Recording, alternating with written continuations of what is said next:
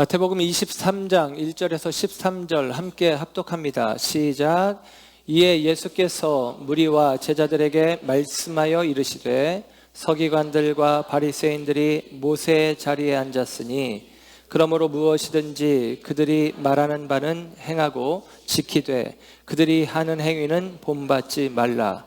그들은 말만 하고 행하지 아니하며 또 무거운 짐을 묶어 사람의 어깨에 지우되 자기는 이것을 한 손가락으로도 움직이려 하지 아니하며 그들의 모든 행위를 사람에게 보이고자 하나니 곧 그 경문띠를 넓게 하며 옷수를 길게 하고 잔치의 윗자리와 회당의 높은 자리와 시장에서 문안받는 것과 사람에게 랍비라 칭함을 받는 것을 좋아하느니라. 그러나 너희는 랍비라 칭함을 받지 말라. 너희 선생은 하나이요 너희는 다 형제니라. 땅에 있는 자를 아버지라 하지 말라. 너희의 아버지는 한 분이시니 곧 하늘에 계신 이시니라. 또한 지도자라 칭함을 받지 말라. 너희의 지도자는 한 분이시니 곧 그리스도시니라. 너희 중에 큰 자는 너희를 섬기는 자가 되어야 하리라.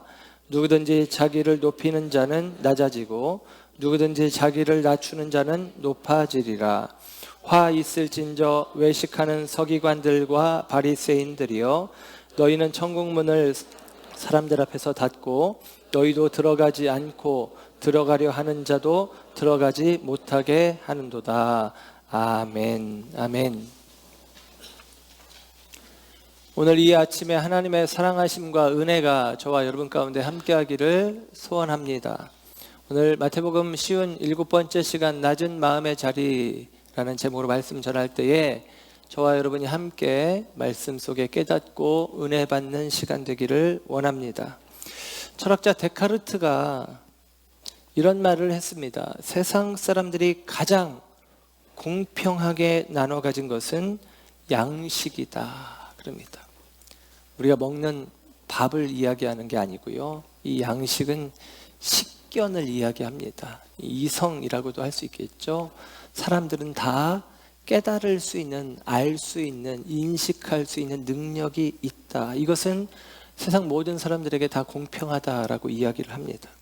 그런데 여러분, 이것을 성경적으로 조금 뒤틀어서 이야기한다면 모든 사람들이 공평하게 나눠 가진 것은 어리석음이다라고 이야기하는 것이 맞을 것 같습니다. 사람들은 다 어리석은 사람들인 경우들이 많습니다. 세상에 두 부류의 사람들이 있다고 합니다. 자기가 어리석은 줄 아는 지혜로운 사람과 자기가 지혜로운 줄 아는 어리석은 사람입니다. 자기가 어리석은 줄 아는 자가 지혜로운 사람입니다. 우리가 잘 아는 철학자 소크라테스는 그런 이야기를 하죠. 너 자신을 알라. 그 소크라테스가 사람들에게 현자, 스승, 그리고 지혜자로 이야기를 듣습니다. 소크라테스가 지혜자라고 이야기를 듣는 까닭은 그가 이런 고백을 합니다. 다만 자기가 신들로부터 지혜로운 자로 인정을 받는 것은 자기의 무지를 알기 때문이다 그럽니다. 그 그리스의 수많은 신들에게 우리가 인간이 지혜롭다 인정받는 것은 나는 무지합니다, 나는 모릅니다 할 때 너 참 지혜롭구나 라고 인정해 준다라는 것이죠. 소크라테스는 나는 무지하다라고 인정하는 사람이었고, 그에게 대하여 세상은 그는 지혜자다라고 이야기합니다. 반면에 자기가 지혜로운 줄 아는 어리석은 사람들도 있습니다.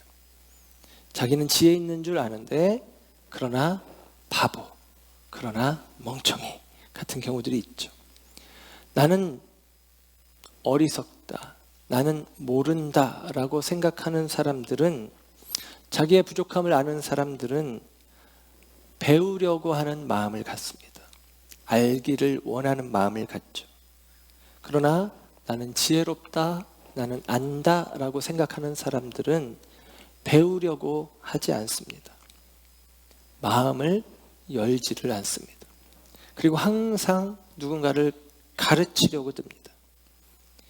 깊이 경청하고 세심하게 관찰하기보다는 가볍게 듣고 얼핏 인식한 것으로 누군가에게 대하여 시끄럽게 조언하기를 좋아합니다. 나는 안다라고 생각하는 사람들은 말을 아낄 줄을 모릅니다. 침묵을 배경으로 하지 않는 말은 소음이다 그럽니다. 침묵을 배경으로 하지 않는 말은 소음이다. 침묵을 기초로 우리는 하나님께 대하여 말하고, 침묵을 기초로 우리는 지혜를 말하는 자가 되어야 합니다. 저는 개인적으로 목사이다 보니 많은 말할 기회들이 있습니다. 그리고 제가 말을 많이 할 때마다 후회를 합니다. 특히나 우리 성도님들과 대화를 하고 나서 뒤돌아서면서 내가 말을 너무 많이 했나 하는 생각을 할 때가 있습니다. 그런데 또 후회할 때가 있다고 말은 합니다. 설교를 길게 했을 때. 오늘도 일부 예배를 마치고 제 아내는 저에게 와서 목사님 오늘 설교가 길었습니다 라고 이야기를 했습니다. 그런데 그럴 때마다 저는 미안합니다 라고 이야기하는데 그때는 솔직히 거짓말입니다. 제가 설교를 길게 하고 미안하다고 여러분에게 얘기하는 것은 지금 사실을 말하는데 거짓말입니다. 설교가 긴 게 긴 건가요? 우리가 들을 마음이 없는 건 아닌가? 늘 여러분의 마음에 도전하고 싶습니다. 다만 누군가 대화하고 누군가 이야기 나누며 그때 내가 말을 많이 하는 것들이 어쩌면 내가 그를 섣불리 가르치겠다고 하는 나의 어리석은 마음들이 아닌지, 그 사람에 대해서 깊이 이해하기 전에 얼핏 듣고 조언부터 충고부터 권면부터 하는 나의 마음들이 일면 어리석은 마음들이 아닌지, 다시 한번 우리의 언어가 침묵을 배경으로 하지 않는 언어들은 소음에 불과하다라는 사실을 우리의 마음 가운데 다시 한번 생각해 보았으면 합니다. 저는 기독교 교육학을 전공을 했어요. 그런데 잘 모르겠습니다. 요즘 제가 가끔 우리 중고등부 아이들이나 아동부 아이들 앞에 서야 될 일이 있으면 저는 너무 어렵고 너무 힘듭니다. 내가 기독교 교육을 전공한 사람이 맞는가 하는 생각을 해보기도 합니다. 근데 기독교 교육을 전공하면서 이런 생각 또 제가 교사들에게 이런 이야기를 많이 했는데, 교육이라는 말은 교사가 하는 일은 가르치는 일을 하는 것입니다. 그런데 기독교 교육은 가르침이 아니라 가리킴이다라고 이야기를 합니다. 물론 문법적으로는 아이들을 선생님이 가리킨다 이렇게 말하면 틀린 말입니다. 가르친다라고 말해야 맞는 표현이죠. 그런데 여러분, 성경적으로 영적으로 조금 우리가 다시 그 의미를 생각해 본다면, 내가 아는 무언가를 가르치는 가르침이 기독교 교육이 아니라 나의 삶으로, 나의 언어 행실로 내가 믿고 내가 바라보는 참 스승이신 예수님을 가리키는 손가락으로, 화살표로 살면 족하겠다라는 것입니다. 이것이 기독교 교육의 중요한 개념입니다. 그래서 특별히 교회 선생님들은, 또 혹은 목회자는 말로 가르치려고 하지 말고 삶으로 내가 그리스도를 향하고 있다, 그리스도를 향해서 나아가고 있다라고 화살표로 가리키는 그와 같은 존재로 서야 하겠다라는 생각을 해봅니다. 저도 목사로서 내가 수많은 말로 사람들을 가르치려고 하는지, 아니면 나의 언어 행실이 정말 그리스도를 향하고 있어서 나를 바라보는 사람들이 주님을 나를 통해서 알아가게 하는지 종종 묻기도 하고, 그럴 때마다 회개하게 되어지고, 또 그럴 때마다 다시 다짐을 합니다. 제가 누군가를 가르치는 것이 아니라 누군가보다 한 걸음 앞서서 주님을 향하여 나아가는 모습으로 여러분 가운데 여러분의 영적 리더십으로 목회자로 서기를 소원합니다. 여러분도 그와 같은 모습으로 여러분의 삶의 자리에서 서기를 주의 이름으로 축복합니다. 오늘 우리가 읽은 본문의 이야기 마태복음 23장과 24장 전체는 예수님의 설교의 말씀이에요. 기억하실지 모르겠지만 우리가 마태복음을 계속 강해해 오면서 제가 그런 말씀을 드렸습니다. 마태복음은 5개의 큰 기둥을 중심으로 내러티브 이야기들로 벽을 이렇게 쌓아서 하나의 마태복음이라는 집을 세워가는 것인데, 오늘 마태복음 23장 그리고 다음에 보게 될 24장, 이 내용이 예수님의 5대 강화 5개의 설교 중에 5번째 설교입니다. 이 5번째 설교의 말씀에 우리가 와 있는 것입니다. 마태복음은 그 마태복음의 대상이 유대인들이에요. 유대인들에게 예수님이 그리스도다라는 사실을 알려주는 책입니다. 유대인들에게 있어서 중요한 그들의 가치, 그들에게 가장 중요한 것은 모세오경이라고 하는 율법입니다. 토라죠. 이 모세오경, 하나님의 5가지 말씀이라고 하는 것이 유대인들에게 가장 중요한 것이기 때문인지, 마태는 말씀드렸지만 이 마태복음은 시간의 흐름으로만 기록되지 않았어요. 의도적으로 편집을 했는데 5개의 설교 말씀이 뼈대처럼 기둥처럼 들어가 있는 것입니다. 그리고 그 모세오경을 비견하듯이 말씀을 중심으로 그 이어지는 이야기들을 예수님께서 어떻게 삶으로 살아왔는지를 마태가 잘 설명을 해주고 있다라고 하는 사실입니다. 오늘 우리가 읽은 뒤에 13절 이하에 나오는 이야기들 속에서는 예수님께서 바리새인들과 서기관들을 책망하시는 이야기, 그래서 화 있을진저 외식하는 자들아 라는 표현으로 예를 들면 7번이나 화 있을진저 하면서 바리새인들과 서기관들을 대표로 한 그들을 책망하시는 이야기가 나옵니다. 그 이야기가 병행 성경인 누가복음에서도 화 있을진저 하면서 이야기가 나오는데, 그게 누가복음 11장에 나오는 거예요.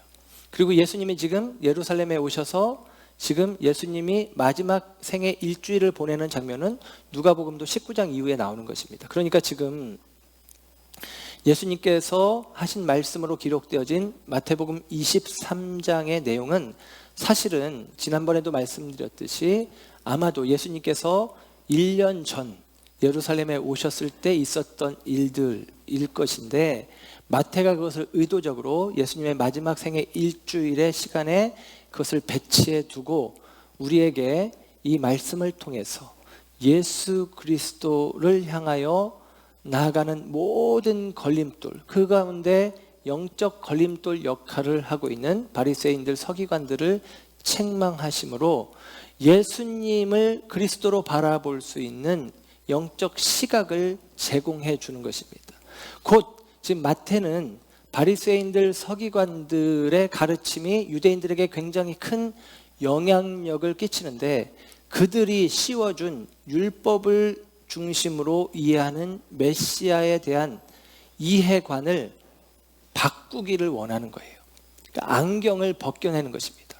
우리가 만약에 빨간색 안경을 썼다면 빨갛게 세상이 보일 것이고, 검은색 안경을 쓰면 검게 보일 것이고, 파란색 안경을 썼다면 파랗게 보이겠죠. 그래서 유대인 지도자들이 유대인들에게 씌워준 안경을 벗겨내는 일을 마태가 하는 거예요. 그래야 그들 앞에 서 계신 예수님을 메시아로구나, 그리스도로구나 라고 볼 수 있겠기에 이 작업을 마태가 하고 있는 것입니다.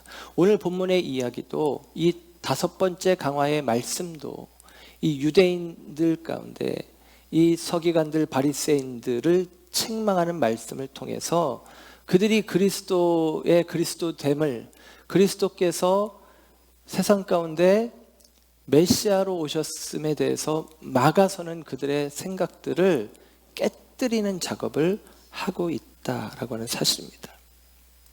오늘 예수님이 이들을 책망하시는 이야기가 마태복음 23장에 가득하게 채워져 있는데, 먼저 여러분 말씀 가운데 2절에 보면 서기관들과 바리새인들을 이야기하고 3절을 보십시오. 3절, 그러므로 무엇이든지 그들이 말하는 바는 행하고 지키되 그들이 하는 행위는 본받지 말라. 그들은 말만 하고 행하지 아니하며. 그럽니다.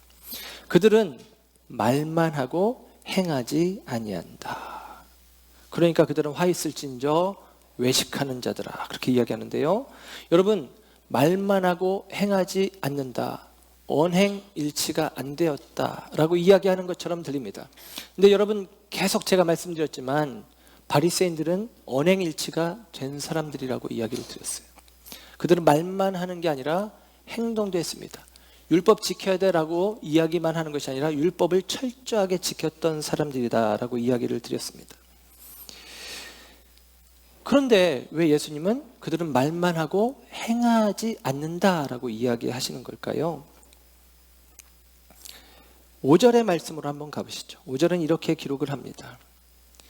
그들의 모든 행위를 사람에게 보이고자 하나니, 그것입니다. 예수님이 그들이 말만 하고 행하지 않는다는 것은 그들이 행하는 모든 것들이 사람에게 보이고자 함이기 때문이다 라고 이야기를 하는 것입니다. 그러니까 그들은 말도 행동도 하지만 그것이 하나님께 대한 행동이 아니라 사람에게 대한 행동이다 라고 주님이 말씀하시는 것이죠. 유대인들에게 있어서 중요한 가치는 명예예요. 그들은 돈보다 명예를 중요하게 여깁니다. 그들은 생명보다 명예를 중요하게 여깁니다. 예를 들면 오늘날에도 인도 같은 데는, 예를 들면 그 가족 가운데 여동생이 만약에 법을 어겼다, 혹은 좀 겁탈을 만약에 당했다, 그러면 우리식으로는 겁탈당한 여동생을 품어줘야 되잖아요, 따뜻하게. 그런데 그들은 죽이기도 한다는 것입니다. 왜? 가문의 수치라는 거예요. 그렇게 해서 겁탈당한 여동생을 죽이는 것을 그들의 표현으로는 명예살인이라고 이야기를 합니다. 생명보다 명예가 중요한데 가문의 명예를 네가 더럽혔다라고 이해하기도 하는 것입니다. 못지않게 2000년 전에 유대인들은 명예를 그렇게 중요하게 여깁니다. 그런데 이 명예라고 하는 것이 내가 원한다고 생기는 것이 아니라, 이 명예는 주변 사람들이 인정해 줄 때 명예라는 것이 생기는 것입니다. 남의 눈을 의식할 수밖에 없죠. 그래서 이 명예를 얻고자 하는 사람들은 많은 사람들이 보는 가운데서 그 일을 행하는 것입니다. 전에 가라지 비유에서도 그런 이야기를 했지만, 농부는 그냥 곡식을 걷는 게 아니라 농부에게도 명예가 중요합니다. 그래서 농부는 사람들이 그에게 손가락질 하지 않도록, 명예가 손상되지 않도록 열심히 일합니다. 가라지를 뽑아내야 되는 거예요. 근데 가라지가 그 밭에 있으면 사람들은 이렇게 반응하는 것이죠. 어허, 게으른 농부로구나 라고 생각을 하는 것입니다. 그런데 예수님의 비유에서는 게으르다라는 이야기를 듣더라도 그 가라지를 내버려 둬라, 곡식까지 상할까 두렵다. 영혼을 향한 주님의 마음이 담겨있는 표현이기도 하죠. 여러분, 바리새인들은 사람들에게 인정을 받기 위해서 길 모퉁이나 거리에서, 시장 어귀에서 손을 들고 기도한다 그럽니다. 나 봐라 라는 거죠. 사람들이 나를 인정해줘야 내 명예가 세워진다라고 생각을 하는 것입니다. 여러분, 사람들의 인정은 굉장히 중요합니다. 특별히 직장 생활을 하는 성도들 위해서 제가 중보 기도할 때 이렇게 기도를 합니다. 사람들에게 인정받는 삶이 되게 해 주십시오. 저는 우리 성도님들이 교회에서만 좀 드러나고 세상에서는 속된 말로 이렇게 뒤처지고 그런 모습이 싫습니다. 세상에서 인정받고 직장에서 인정받는 모습들이 되기를 기대하고 소원합니다. 그러나 여러분, 그 말이 맞는 말이지만 여러분의 직장, 여러분의 일터, 여러분의 자리에서 여러분이 인정받는, 칭찬받는 사람들이 되길 원합니다. 그러나 여러분, 한 가지, 이걸 직업이라고 말할 수 있을지 모르겠지만 종교 행위를 하는 자가 사람의 인정을 받는 것은 그리 좋은 일이 아닙니다. 종교 행위를 하는 자는 사람의 인정은 어찌 보면 필요 없는 것입니다.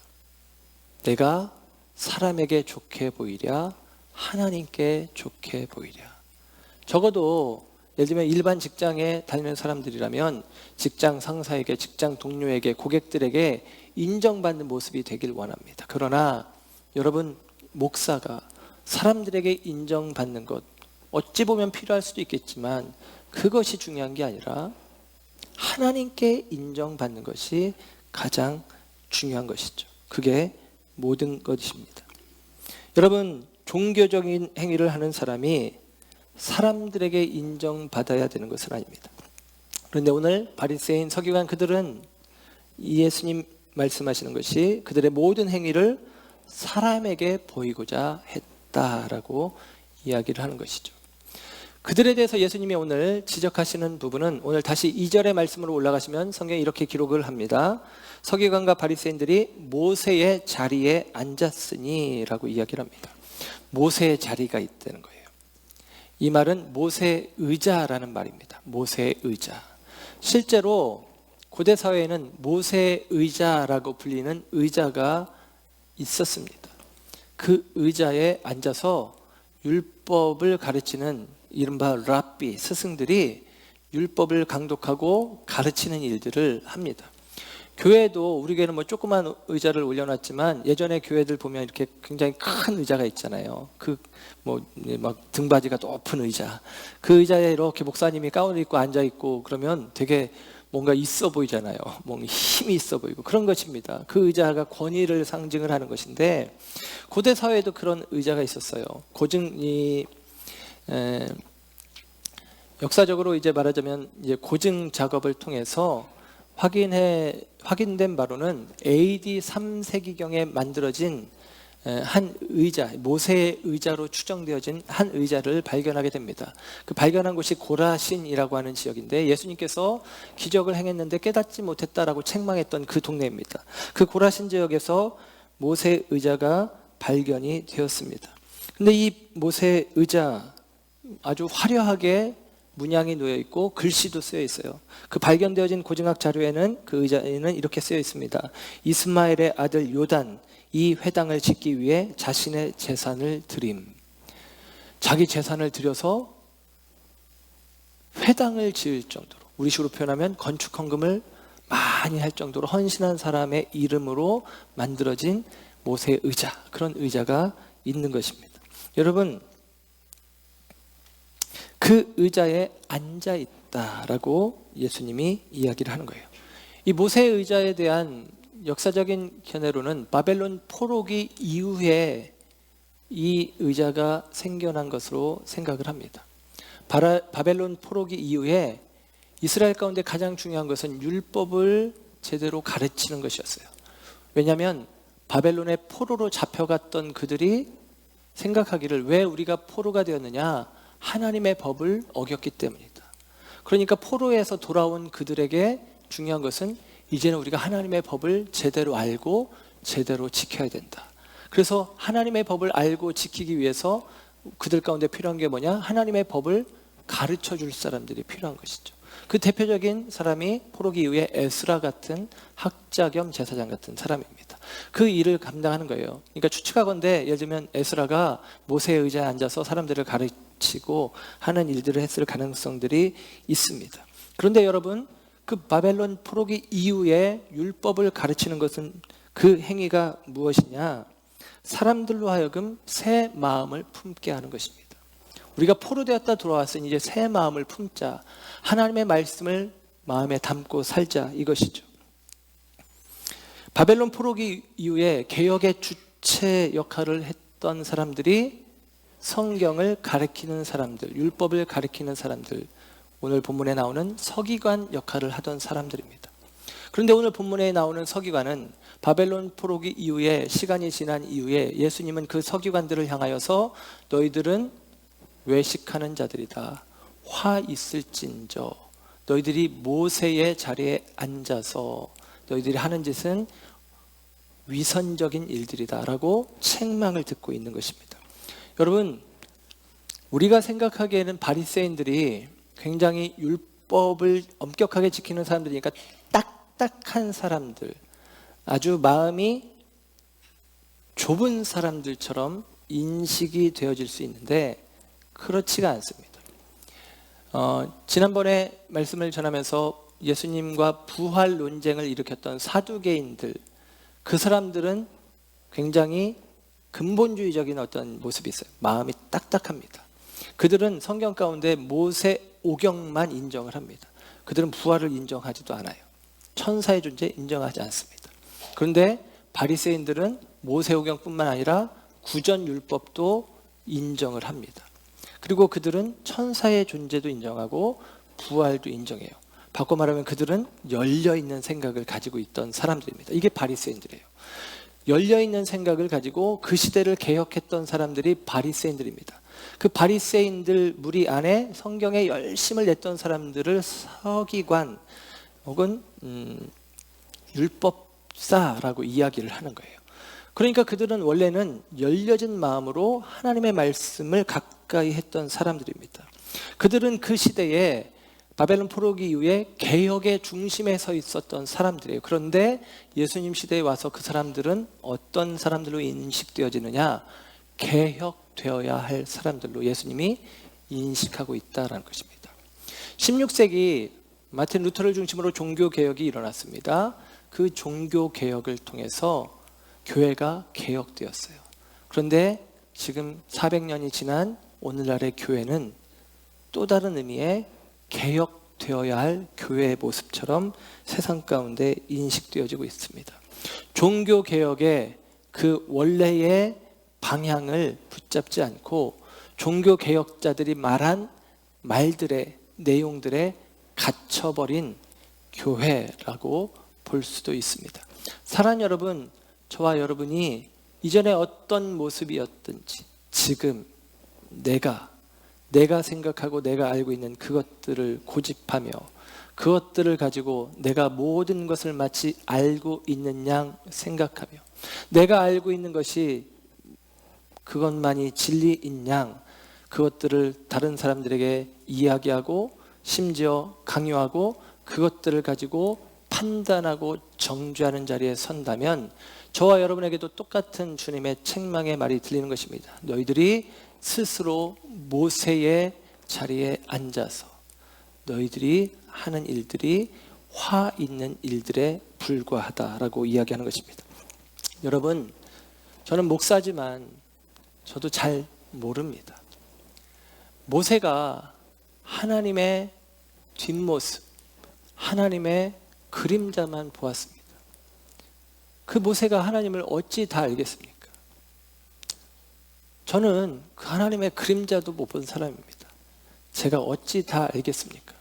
다만 제가 말씀을 전하는 자의 자리에 가르치는 자리에 있어서 제가 여러분 앞에 하는 것들은 누군가를 내가 알고 있는 진리로 다 그 사람들을 판단하고 평가하고 가르치겠다가 아니라 더불어 함께 우리가 하나님께 대하여 한 걸음 더 하나님께 대하여 조금 더 가까이 나아가고 알아가기를 원하는 마음입니다. 저와 여러분들이 이 마음이 우리에게 필요하다라고 하는 사실이죠. 오늘 사람들에게 자기 행위를 보이려고 하는 사람들, 모세의 자리에 앉아있는 그들의 행위를 5절에 예수님은 추가로 부연해서 이렇게 이야기를 해줍니다. 5절 하반절에 곧 그 경문띠를 넓게 하며 옷수를 길게 한다. 사람들에게 자기 행위를 보이려고 하는 그들이 하는 일은 뭐냐? 경문의 띠를 넓게 하고 옷수를 길게 한다라는 것입니다. 여러분, 이 경문은 이른바 이제 히브리어로 테플린이라고 하는 것인데요. 이 테플린이라는 말은 트필라, 기도라는 말에서 온 거예요. 그래서 기도라는 말에서 와서 기도할 때 이것을 가지고 기도를 하는데 우리가 지난 시간에도 이야기했지만 유대인들은 이마와 손목에 검은 가죽 상자를 이제 끈으로 묶어서 찹니다. 그게 이제 이른바 테필라라고 하는 거예요. 테플린 혹은 테필라 이렇게 이야기하는데요.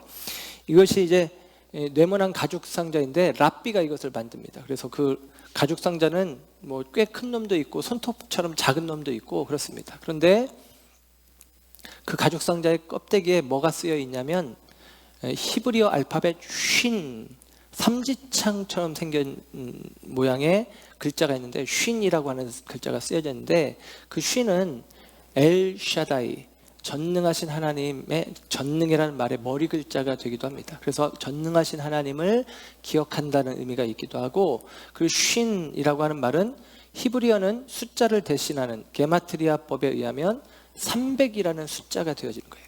그래서 300일 동안 그들은 그걸 차게 되어 있는데, 안식일 1년에 52번 그리고 절기 13일 그걸 빼면 300일이 남는데, 남은 300일의 기간 동안 그들은 그것을 차고 기도를 하는 거예요. 그래서 성지순례를 가보면 유대인들 가운데 진짜 기도할 때 이렇게 머리에 이렇게 검은 각을 이렇게 대고 있는 경우, 팔에 이렇게 각을 대고 끈으로 7번을 감습니다. 7이라는 숫자를 좋아해서 그 왼팔에 7번에 이렇게 감고 하는 것인데, 여기서 말하는 건 뭐냐면 그 경문의 띠를 넓게 만든다는 거예요. 나 이거 했다라는 것이죠. 이 띠를 넓게 만들어서 나 이거 했다라고 이야기를 하는 것입니다. 그 다음에 나오는 게 이제 옷술. 옷술은 민수기 15장 38절 39절에 찌찌트라고 해서 나오는 것인데요. 유대인들은 속옷이 있고 일반적인 옷이고 담요 비슷한 겉옷이 있는데, 그 겉옷의 네 구석에 옷술을 달게 하는데, 그 옷술은 기본적으로 달고 있는 것입니다. 그런데 그것을 길게 해서 사람들이 보게 한다는 것입니다. 나 경문했어, 나 옷을 달았어 라고 하는 것이죠. 근데 이 경문을 달고 옷술을 달게 하는 거, 경문에 대해서는 신명기 6장 8절에 이렇게 기록이 되어 있습니다. 너는 손목에 그것을 메고 기호로 삼고 내 미간에 표로 붙여라 라고 하는 말인데요. 민수기나 신명기에서 그 경문을 이마에 붙여라, 손목에 차라, 옷술을 달아라 라고 하는 것은 그 의미를 성경에서 아예 설명을 해줬어요. 뭐라고 설명하냐면 경문을 붙여서 그것을, 그 말씀을 마음에 새기고 라고 기록을 합니다. 옷술을 달아서 율법을, 법을 기억하고 라고 기록을 해줍니다. 그러니까 의도는 뭐예요? 그 경문을 달아라가 아니라 그 경문을 통해서 말씀을 마음에 새겨라. 옷술을 달아라가 아니라 옷술을 통해서 하나님의 법을 기억하라 라고 하는 것입니다. 그러니까 사실은 우리 마음 가운데 그것들을 담아두어라 라고 하는 의도로, 눈에 보이는 증거로 경문을 만든 것인데, 지금 바리새인들, 서기관들은 그 경문의 띠를 넓게 하면서 나 이 경문을 했다, 옷술을 길게 만들고 나는 하나님의 법을 지키는 자다라고 이야기를 하고 있다라고 하는 사실입니다. 여러분, 그렇게 사람들에게 보이는 행위를 그들이 한 것입니다. 그래서 예수님은 말씀하는 거예요. 너희들이 말로는 하지만 행함으로는 하지 않는다. 너희들의 언행, 모든 것들은 사람에게 대한 것이지 하나님께 대한 것이 아니다라는 것입니다. 사람들에게 인정받고자 하는 행동들은 하나님께는 아니한 것과 같다라고 평가하고 계시다라는 사실입니다. 여러분, 사람들은 인정받기를 좋아해요. 인정받기를 좋아합니다. 저도 사람이기 때문에 인정받을 때 좋습니다. 어떤 한 성도님이 교회에 새롭게 오셨답니다. 교회 와가지고 쓱 둘러보더니 낡은 피아노를 없애버리고 그랜드 피아노를 사다 놓으셨습니다. 그러면서 목사님에게, 목사님, 제가 한 거 말씀하지 마세요, 그렇게 이야기를 했습니다. 그리고 시간이 한참 지났습니다. 한 달쯤 지났는데 이 성도님이 사람들에게 이야기합니다. 나 교회 옮겨야 되겠다, 나 교회 옮겨야 되겠다. 그래서 물었습니다. 왜 그러세요? 그랬더니 이분이 이렇게 이야기하더랍니다. 이 교회는 사랑이 없어. 어떻게 고맙다는 말을 하는 사람이 한 사람도 없어? 이렇게 이야기하더랍니다. 얘기하지 마세요. 이 마음이 있죠. 근데 알아주었으면 하는 그 마음도 있습니다. 이게 우리예요. 우리 자신입니다.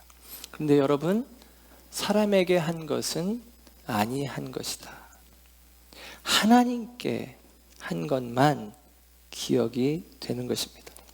그래서 오늘 이 바리새인 서기관들에 대해서 주님이 책망하시는 내용 속에서 너희들은 말은 하지만 행동이 없다. 그들은 말만 하고 행하지 아니한다 라고 하는 말은 그들이 우리가 생각하는 것처럼 언행일치가 안 된 것이 아니라 행동도 율법도 철저하게 지켜내지만 그러나 하나님께 한 것이 아니다라는 것입니다.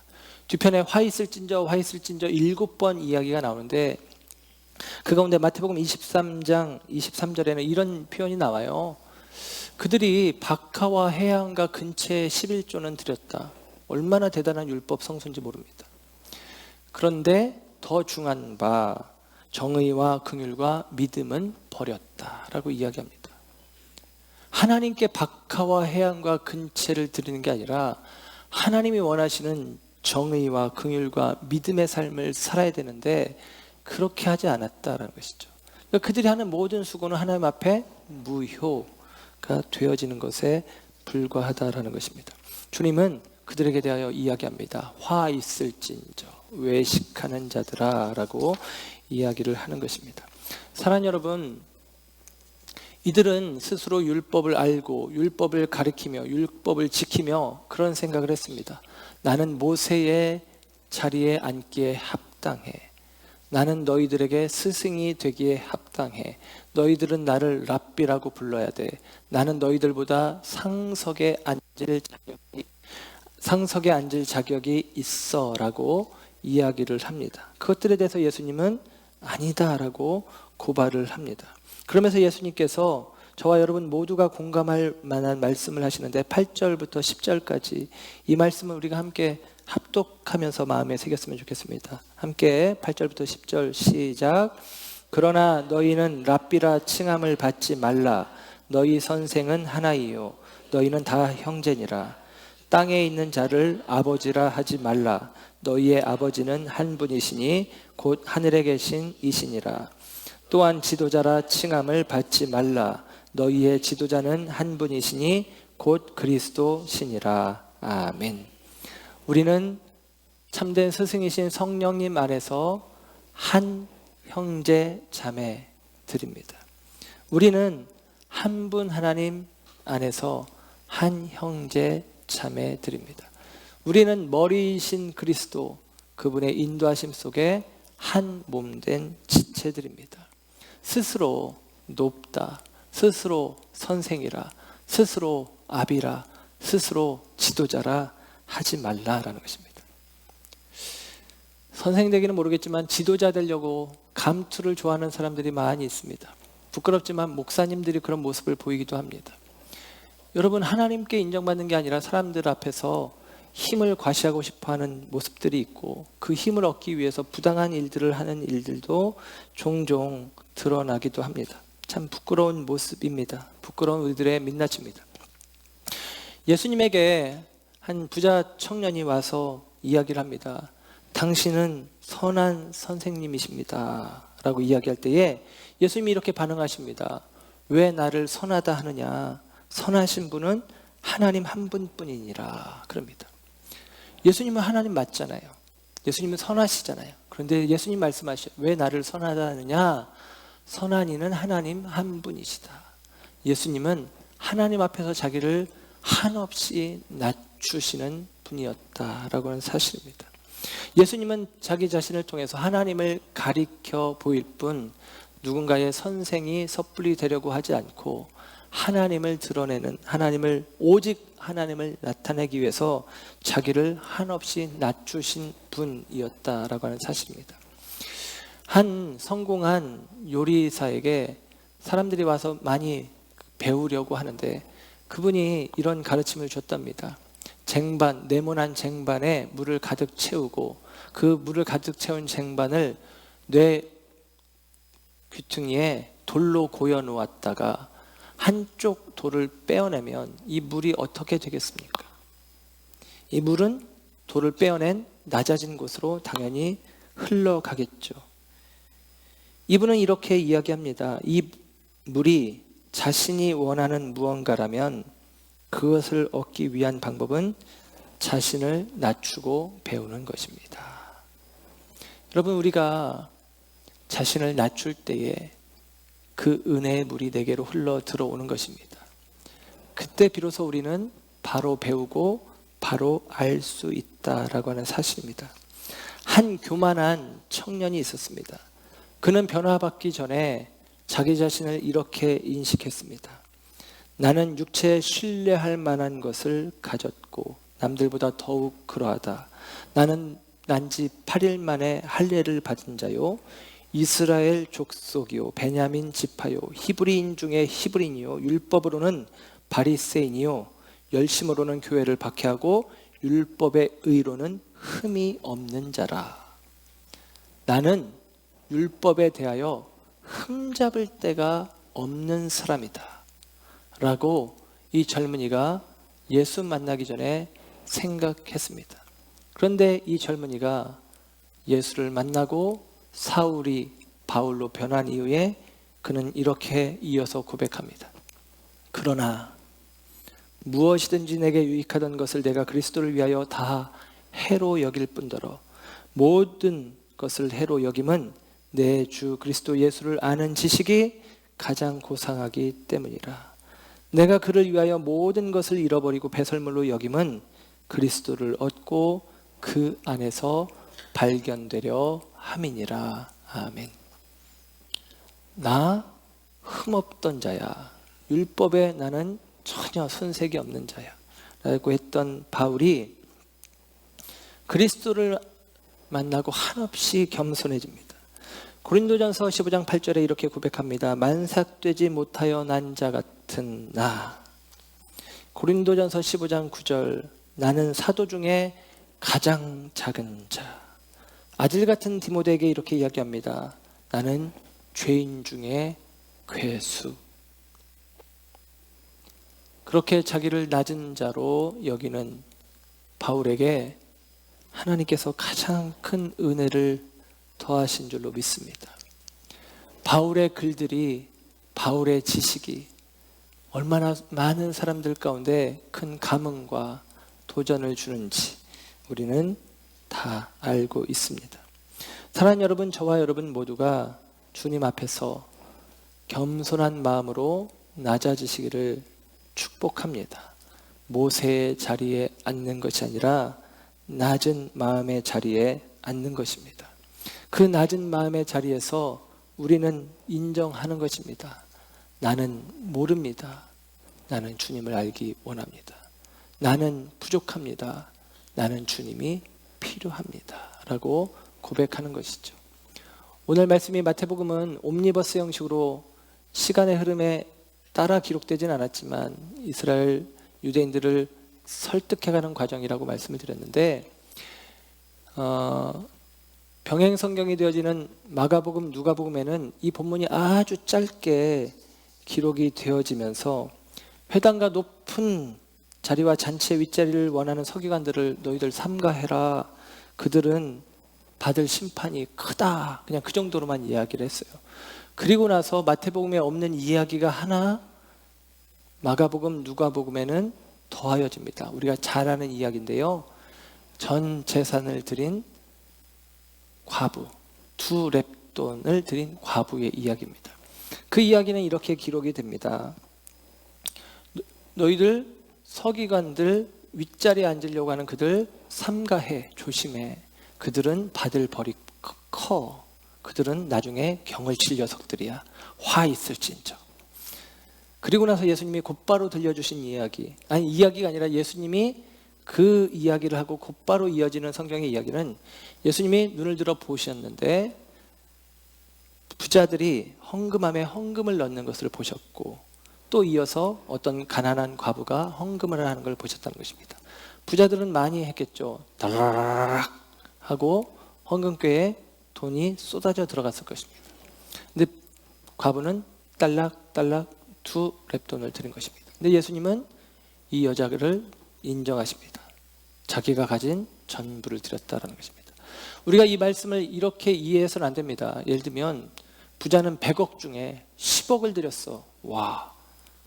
그런데 100억 중에 10억이면 10%잖아요. 가난한 성도가 있는데 교회를 위해서 1억 재산이 있는데 9천만 원을 드렸어. 1,000만 원 남겨놨어. 왜? 그래도 월세 보증금이라도 있어야 하니까. 그래서 월세 보증금 1,000만 원 남겨놓고 드렸어. 90%를 드렸어. 10%, 90%. 와, 90%가 더 많지. 그렇지. 이게 맞지. 그 이야기도 아닙니다. 당연히 10%보다는 90%가 많겠죠. 그런데 그 이야기도 아닙니다. 이 과부는 전부를 드린 것입니다. 그게 어떻게 가능한 것입니까? 하나님을 전부로 여기기 때문입니다. 지금 바리새인들 서기관들을 책망하면서 너희들이 경문에 띠를 넓게 하고 옷을 크게 한다고 했는데 이 경문이 뭐냐? 쉐마 이스라엘, 들으라 이스라엘. 지난주에 이야기했지만 계명이 뭐가 중요합니까? 첫째는 하나님을 사랑하는 것이다. 하나님을 마음을 다하고 목숨을 다하고 뜻을 다해서 하나님을 사랑해라. 이 말씀이 기록된 종이를 경문에 넣고 있는 것입니다. 마음을 다한다는 것이 무엇입니까? 그것이 전부라고 여기는 것입니다. 하나님을 전부라고 여기는 것입니다. 그 마음이 있는 사람이 전 재산을 드리기도 하더라라는 것입니다. 그래서 예수님은 인정하는 것입니다. 말과 행동이 다른 바리새인 서기관 부자들이 아니라 그들이 겉보기에는 누구보다도 더 많은 것으로 하나님께 드린 것 같지만 그들에게는 사람들의 인정과 칭찬과 높은 자리를 기대하는 마음이 있었기 때문에 그들의 마음은 하나님께 전부가 아니었던 것입니다. 그들은 마음을 다하지도 않았고 목숨을 다하지도 않았고 뜻을 다하지도 않았고 그러나 오늘 이 과부는 하나님, 난 주님이 필요해요. 난 주님의 은혜가 아니면 안 됩니다. 내게 남은 이 두 랩돈을 의지해서 서는 것이 아니라 오늘 나는 전적으로 하나님만 의지하고 삽니다 라고 주님 앞에 온 마음을 드렸던 그 과부가 인정받고 칭찬받는 것입니다. 예수님은 똑같이 두 사람을 보았지만 예수님의 시선은 이 과부에게 고정되는 것입니다. 예수님의 시선은 이 낮은 자의 마음의 자리에 고정되어 있다라고 하는 사실입니다. 저와 여러분 모두에게도 마찬가지입니다. 나는 주님이 필요합니다. 나는 주님이 필요해요. 주님만이 내 삶의 모든 것입니다. 다른 어떤 누구가 아니라 나는 오직 주님이 필요합니다 라고 고백하며 서는 자, 이 마음을 가진 자에게 그들 앞에 서 있는 예수님은 메시아인 것입니다. 그들 앞에 서 있는 예수님은 그리스도이십니다. 그들 앞에 서 있는 예수님은 그 인생의 참된 소망이 되어 주십니다. 이 소망 되신 예수님을 저와 여러분의 마음의 낮은 자리에서 영접해내는 우리 모두가 되시기를 주님의 이름으로 축원합니다. 기도하겠습니다.